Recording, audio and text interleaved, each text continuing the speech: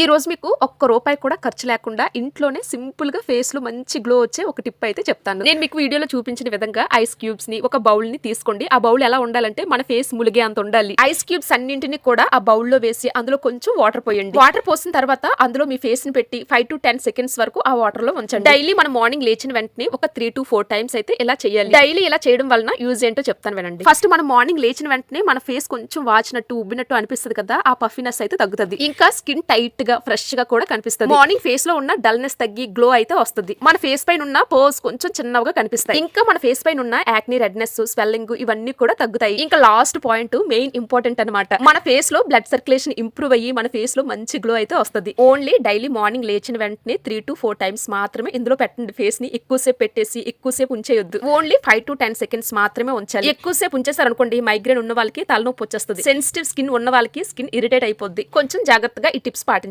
ఓకేనా?